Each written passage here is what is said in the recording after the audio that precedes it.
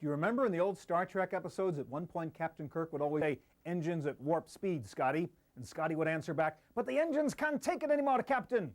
Well, ever since then, the word warp has stood for fast and powerful. No surprise then, when IBM was looking for a new pop name for OS/2, it decided to adopt the word warp. Is OS/2 fast and powerful? Is it more powerful than the new Windows 95? We'll try to get answers to those questions today as we take a look at the new OS/2 on this edition of the Computer Chronicles.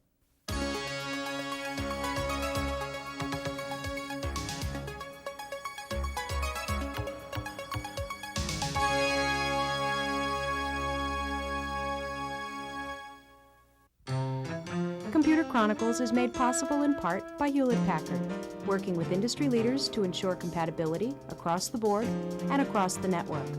HP PCs, you're looking at partnership in a whole new light. Additional funding provided by the SPA, presenting the Excellence in Software Awards March 13th.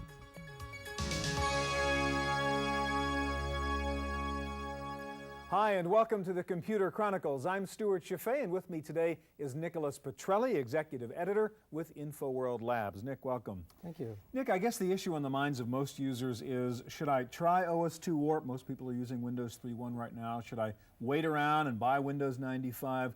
We have both of them up and running here. This is a beta version of Win95, OS/2 Warp over here. Give us just a brief introduction to those two interfaces. Okay, Windows 95 is for people who are sold on Windows and they want to run Windows applications.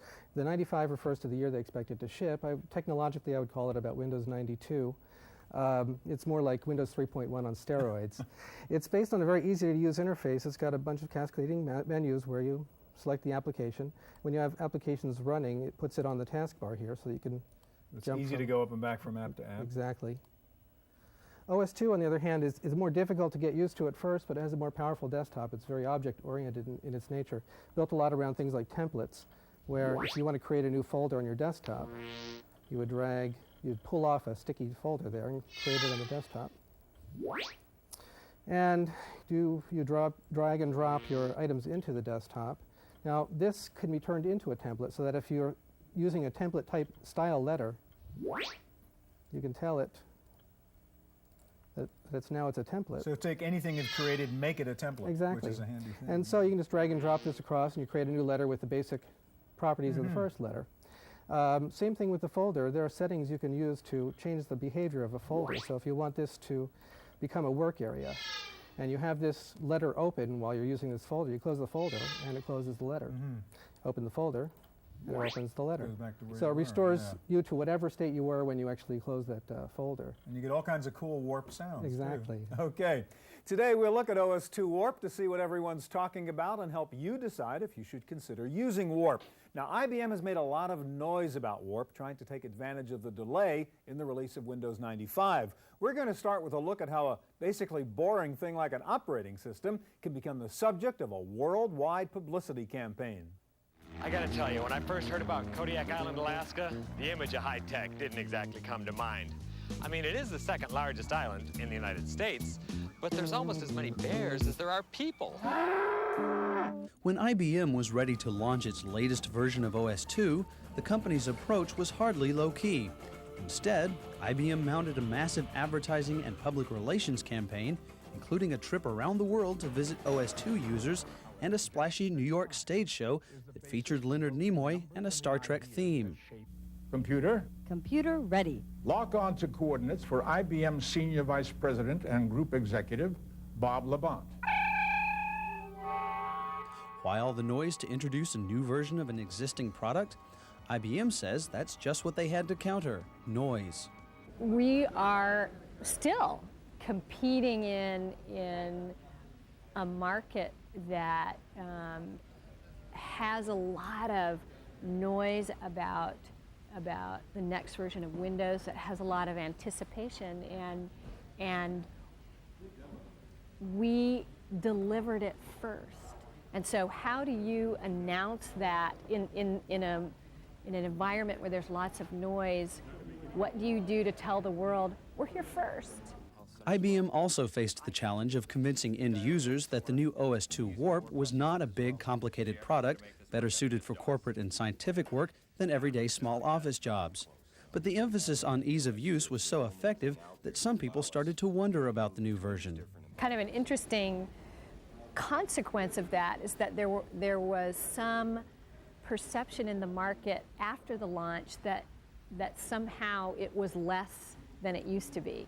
I mean, we were so successful at reaching end users with a message about this is why you want to use this product, that some of our corporate customers said, now, is everything still there that used to be? While IBM's main goal may be to show once reluctant users that OS/2 Warp is now a genuine alternative to Windows, the company also saw the Windows 95 delay as a rare opportunity, a chance to fill a gap left wide open by Microsoft. What Microsoft is doing with Windows 95 is creating a gap in the market.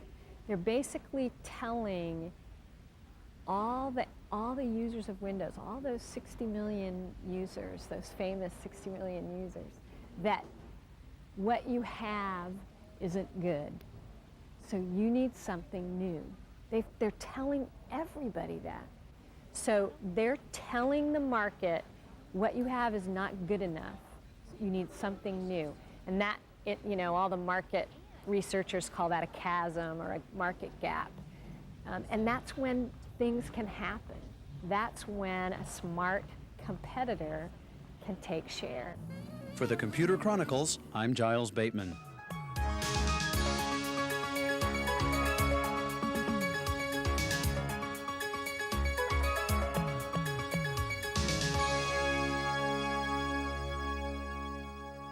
So let's take a careful look at OS/2 Warp. Here to help us is IBM's Warp guru, the man they call Mr. OS/2, David Barnes. Welcome, David. Thanks.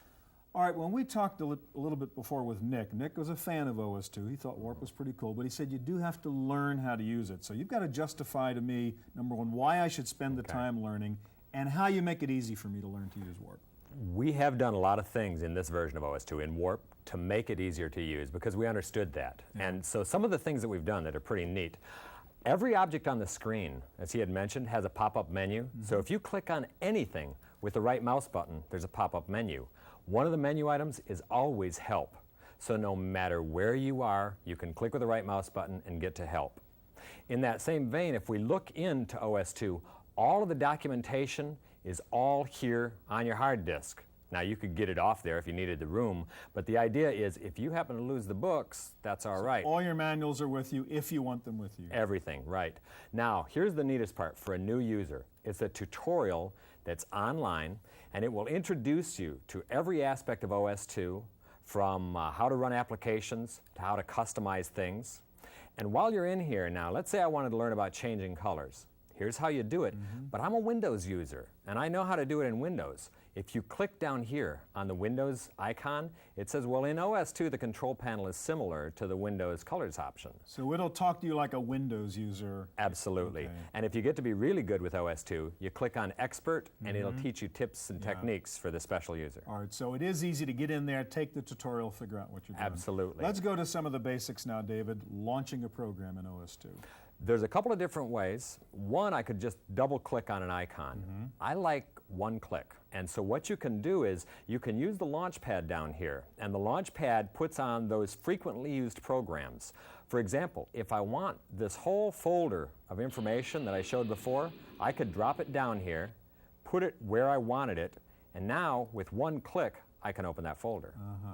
If I wanted to put it on other parts, I could actually drop it down and put it on one of these so that it's a little bit easier to get to there. And so I have the things on my desktop that I use normally, and I get rid of the extra things because we found out a cluttered desktop is too hard to use for a lot of users. So this makes it a little bit easier for them.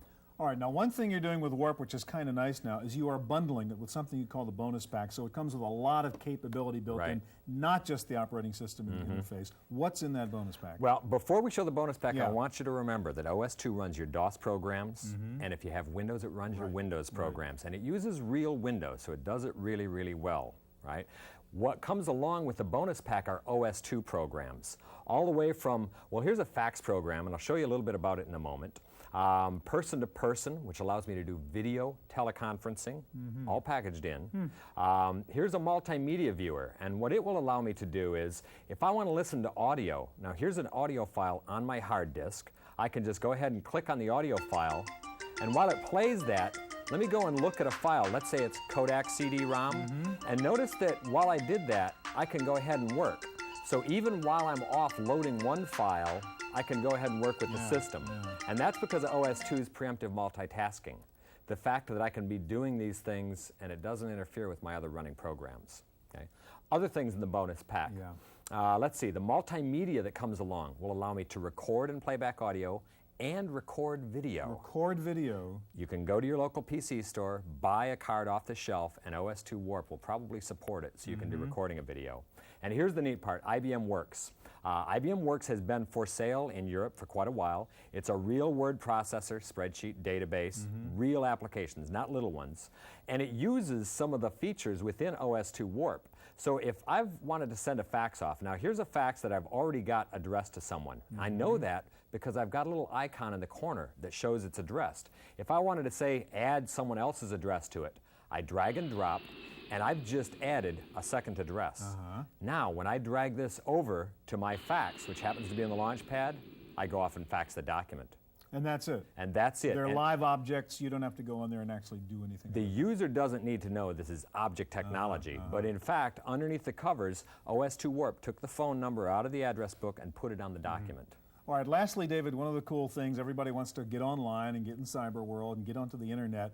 How do you do that with Warp? I think you guys have focused on that a bit. We have a lot. It's called the Internet Connection for OS2. And what it allows me to do is, with a couple of clicks of the mouse, put in my name, address, phone number, I can use IBM's network to get on the internet, or I can use someone else as a service provider. And all of the graphical tools from Gopher, in fact, I've got a web explorer that's running right now. So all that front-end net software is in that bonus pack. And I never have to use a Unix command. It's pretty neat. And I think if you look at everything that's packaged along with OS2 Warp, especially the internet stuff, and look at the price of this product, we are definitely bundling it to try to sell masses of the product. All right, looks great. Thanks very much, David. All right, now one thing IBM is known for is its speech recognition work, so it's not surprising that one of the first add-ons to OS2 Warp is a utility that lets you communicate with OS2 using only your voice. Here to show us Voice Pilot for Warp is David Slachter. How you doing, David? Fine, thank you, Stuart. All right, David, we've seen a lot of voice input stuff in the past on this show, and a lot of it is stuff I really wouldn't use to work with. I might play with it. Is Voice Pilot in Warp stuff you'd really work with? Absolutely. This was an application that we designed from scratch to be used in the day-to-day business environment, not as a toy. All right, so let's do a demo here again. Okay. Your hands are no mouse, no keyboard, okay? Exactly. You're just going to talk to the computer. Exactly. And show me some real-world practical uses of Voice Pilot with Warp. Okay, here we go. Computer, calendar, April, next year, last year, this month, review week, next week, Thursday, add, time, 10 o'clock, end time, 11:15, description, engage, meeting, period. Important meeting with Richard to discuss our pending contracts with IBM, period, I'll stop. No. I'll stop. Computer, PM. Okay. Finished. Finished. Address book. F. Update address. Address. Enter. 930 space MAIN space STREET. Info. Engage. This is an important entry into my address book, period. I'll stop. Computer. Okay. Finished. Notepad. New. Engage. I wanted to write a note to my dad, comma, but I had a bad pad, period. That is too bad, comma, because now I have a better pad to write to my dad, period. I'll stop. All right, so let me talk for a while it's doing its thing. You're dictating one word at a time, but you can go a lot faster than it appears the computer is at its recognition point because it's storing your voice input, catching up, doing the analyzing and coming out with it. Absolutely correct. All right, let's see. I wanted to write a note to my dad, but I had a bad pad. That is too bad because now I have a better one mistake, to write to my dad. Pretty good. 99%. Okay, what I want to ask you now, is there something about the OS2 platform, is there something about that environment that makes this stuff work better? Is it better to do Voice Pilot in Warp? You chose to do it in Warp rather than a Windows or a DOS or whatever. Absolutely. It was not an accident. When we decided to write this application, we consciously chose OS2 Warp because we felt it was a much more powerful environment, gave us the tools to be able to create all of the things that you've seen in this application. In Windows, it would have been a much more difficult task to be able to accomplish. Yeah, and I must say, David Barnes before just said he actually does use this to dictate Yes, he does. long memos, not short memos. Yes, he does. Because that's the most efficiency there. Yes. David, thanks very much. All right, most of the world does use Windows these days, and of course there's lots of software support for Windows. So why would you buy OS2 over Windows? We visited a small law firm in San Francisco and asked them the same question. At the law firm of Collette and Erickson in San Francisco, large picture windows reveal spectacular views. Original artwork decorates the office walls and corridors, and almost every office has some kind of computer connected to a network.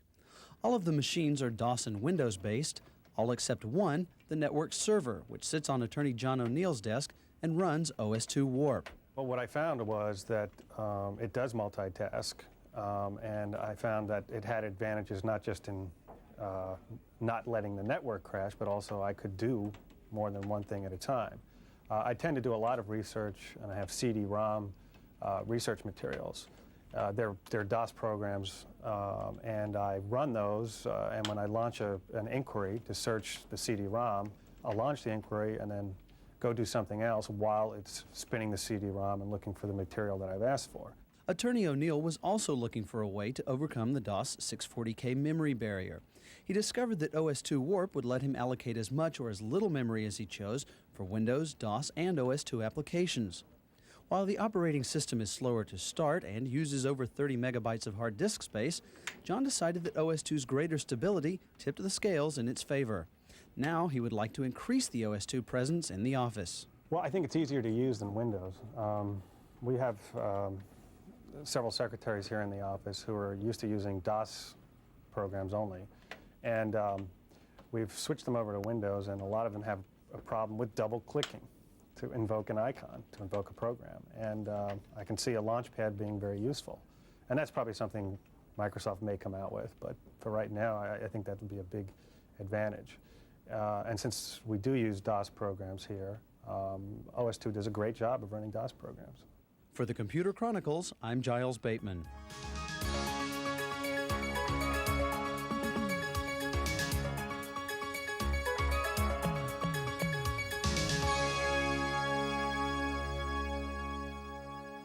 One thing we all want from our PC these days is better management of multimedia and fewer problems running this stuff. One solution from a company called SPG is a product called ColorWorks written for OS2. Joel Krautheim is here to show it to us. Hi, Joel. Hi. I want to ask you about multi-threading. That's one of the features we hear about OS2, and it's a hard concept for some people to understand. Your program really takes advantage of that in a nice way. Demonstrate how ColorWorks takes advantage of multi-threading. Sure, be happy to. Let's turn an effect on real quick, because then you'll be able to actually see what's going on in this image. Let's pick an inversion because it's easy to see.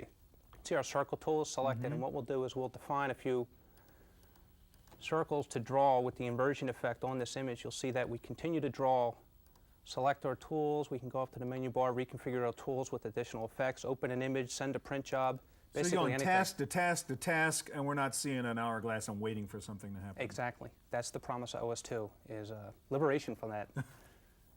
Okay. Beyond what we've demonstrated here, which is single processor multi-threading, we can also multi-thread across multiple processors dynamically on an SMP computer. So if you had, say, 4 processors in your computer and 10 megabytes worth of image data to process. ColorWorks would send 2.5 megabytes of data simultaneously across each CPU for a 400% increase in total program performance. So it's dynamically multi-threaded all the way up to 64 processors if you happen to have that many.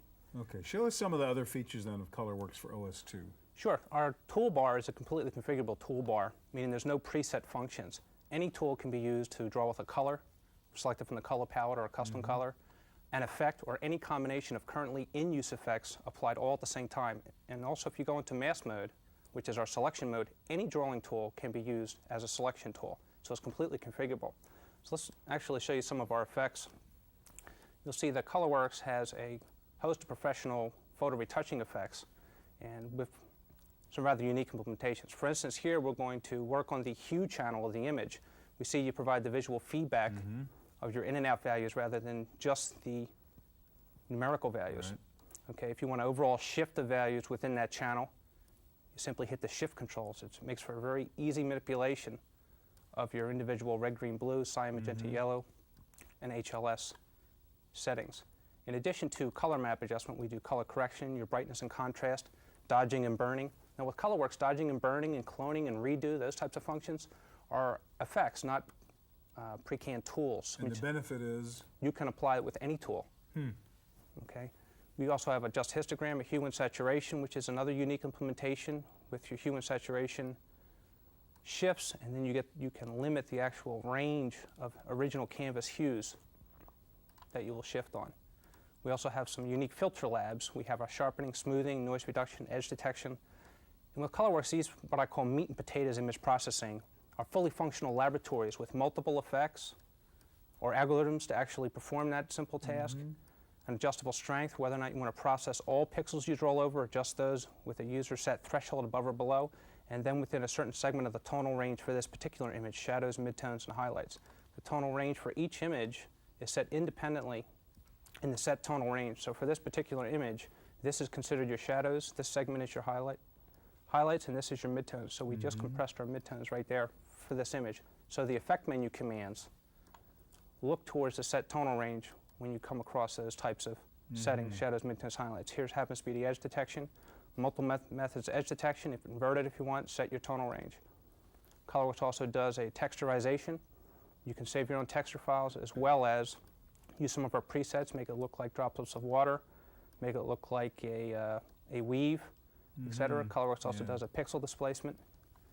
Very powerful stuff, obviously. The question I have, again, bringing this back to OS2, a lot of the features you're showing me here in ColorWorks are really only possible riding on top of OS2, right? I mean, you couldn't do some of the stuff in Windows or even under the Mac. Correct, so that's only OS2's multi-threading allows us to do what you're seeing here. All right, thanks a lot. Great product.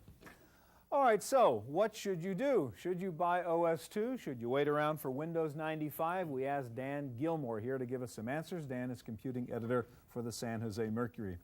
First question I have for you is, as a typical user, I'm running my word processor, my spreadsheet, my database, playing a game. Do I care about this stuff? Does it matter to me whether I run under OS2 or run under Windows? It does. The operating system is really key to how well your computer works, so you should care. How about your personal opinion? I've talked to some analysts, some journalists, they love OS2. They think it's great. Other guys say, I wouldn't get near it. What do you think? I mean, go through the good points and the bad points. Okay. I'm not into the religious war aspect of operating systems. I use it because it works best for me right now. If Windows 95, when it comes out, works better, I'll go to that. The pluses are really very, very good. The serious multitasking that you get is wonderful, and it's hard to go back to Windows once you've experienced that. The workplace shell I like a lot as an environment to work in. It's nice to configure, and the program manager in Windows, by contrast, is awful. The Internet Access Kit and the other applications that are bundled with it make it a very good deal, and they all work quite well as far as I can tell. On the downside, the installation's still not good enough. It needs to be improved. The hardware support definitely needs to be improved. There needs to be compression built in, disk compression out of the box, and like Windows itself, it really should have 8 megabytes, not 4. What's your sort of bottom line advice to a typical computer user consumer? I mean, should you go out and, it's not that expensive, go out and try Warp? Is there something there, or just sit around and wait for Win95? I think it's worth a try, but I also would say I wouldn't buy any brand new operating system for a few months after it was released anyway, because I don't like Let being somebody a else guinea pig. suffer through version 1.0. That's right. Finally, is this all about trying to get the Macintosh interface onto a PC? Is the Windows OS 2 battle just really trying to get that Mac ease of use? In some ways, yes, the ease of use is very important, but the Mac does not equal the multitasking right now in OS 2. So there are some actual advantages. All right, good advice. Thanks a lot, Dan. Glad to do. All right, that's our look at OS 2 Warp. I hope we helped a little bit in getting you to understand what these operating system wars are all about. If you'd like to know more about OS 2 or any of the software programs on this show, drop by our Computers on Television forum on CompuServe. The command is Go Chronicles. Thanks for joining us. I'm Stuart Chaffee. See you here next time on the Computer Chronicles.